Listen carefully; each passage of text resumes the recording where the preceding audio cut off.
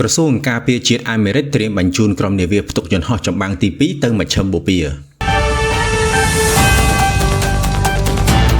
ក្រសួងការពារជាតិអាមេរិកបានបញ្ជាក្រុមនាវាផ្ទុកយន្តហោះវាយប្រហារទី2មួយឲ្យត្រៀមខ្លួនសម្រាប់បញ្ជូនទៅតំបន់មជ្ឈិមបូព៌ាខណៈយោធាអាមេរិកកំពុងត្រៀមខ្លួនសម្រាប់សកម្មភាពយោធាដែលអាចកើតមានលើប្រទេសអ៊ីរ៉ង់ដោយយោងតាមសារព័ត៌មាន The Wall Street Journal ប្រធានាធិបតី Donald Trump បាននិយាយកាលពីថ្ងៃអង្គារថាលោកកំពុងពិចារណាបញ្ជូននាវាផ្ទុកយន្តហោះមួយបន្ថែមទៅមជ្ឈិមបូព៌ាដើម្បីត្រៀមសម្រាប់សកម្មភាពយោធាប្រសិនបើការចរចាជាមួយអ៊ីរ៉ង់បរាជ័យលោក Donald Trump ក៏បានសរសេរលើបណ្ដាញ Truth Social របស់លោកថាលោកបានទទូចឲ្យនាយករដ្ឋមន្ត្រីអ៊ីស្រាអែល Benjamin Netanyahu បន្តការចរចាជាមួយអ៊ីរ៉ង់ដើម្បីមើលថាតើកិច្ចព្រមព្រៀងអាចសម្រេចបានឬអត់តាមការអះអាងរបស់មន្ត្រីអាមេរិកម្នាក់ក្នុងចំណោម3នាក់ដែលត្រូវបានដកស្រង់សេចក្តីបញ្ជាការបញ្ជូនអាចត្រូវចេញក្នុងរយៈពេលប៉ុន្មានម៉ោងខាងមុខមន្ត្រីទាំងនោះបានបញ្ជាក់ថាប្រធានាធិបតី Trump មិនទាន់បានចេញសេចក្តីបញ្ជាផ្លូវការនៅឡើយទេហើយផែនការក៏អាចផ្លាស់ប្ដូរបានដែរប្រសិនបើមានការបញ្ជូនពិតប្រាកដនាវាផ្ទុកយន្តហោះនេះនឹងចូលរួមជាមួយ US Abraham Lincoln ដែលកំពុងស្ថិតនៅតំបន់នោះរួចហើយ